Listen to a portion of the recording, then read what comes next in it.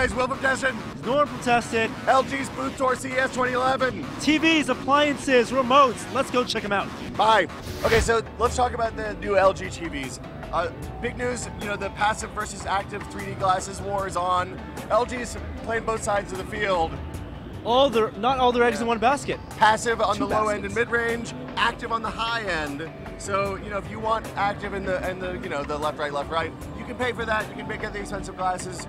If you're not interested in that, passive all the way. How cheap are the passive glasses? The passive glasses, they're saying they're gonna cost 20 bucks. I bet there's gonna be 4, 5, 6 of those in the box. Those are the same kind of glasses that you see at theaters. They're not quite throwaway, but almost. And it's lower resolution on the passive glasses. You do lose resolution on the passive glasses. It's a horizontal line, so it's half resolution vertically with the Polaroid glasses. So left eye sees even lines, right eye sees odd lines, or vice versa. I'm not sure which. And across their whole line, I think they have 31 new TVs. Lots of TVs. And all the TVs. Imagine a world, Norm. I imagine a world where a company such as LG will have both passive and active 3D TVs. Other things that are awesome, Magic Motion Remote. It's a minimalist remote. We're going to go take a look at that right now. Magic Motion Remote. Now this dongle thing right here, that's a security thing so people won't rip this off of the show. It won't be on the final remotes, but this is, we think it's a Bluetooth remote, and it has motion tracking, so kind of like a Wiimote. Looks like a very sleek Wiimote, almost You like can actually move a combination of cursor. Microsoft design, almost, but motion control, so pointing. Well, it's a minimalist remote, which I really like. I mean, there's no... Very few buttons. This isn't that Sony thing. G-pad, motion. What are you doing, Will? I'm controlling apps, so there's a bunch of games and stuff on here. One of the neat things about LG's app interface for this, there's two things I really like. One is that they have Plex for media viewing.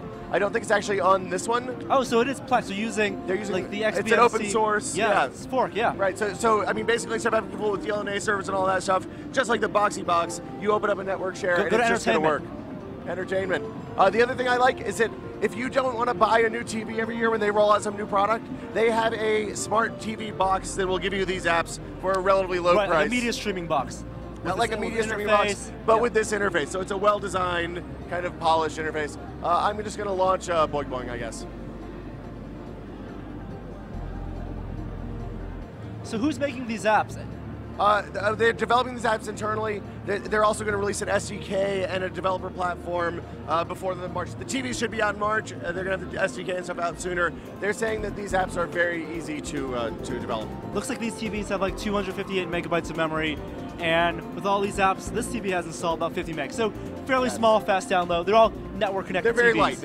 It's a light install for this kind of app. I'm really excited about this remote. I think it's really cool. It is minimal and sweet. So and that nub is not part of it. Yeah, the nub. Ignore the nub. Norm, how much time do you spend worrying about whether your milk is going to go bad? Every minute of every day. And as a new homeowner, I do not like sour milk. Constant fear. All the Refrigerator time I worry open. about this. Oh no, January 11th. Yes.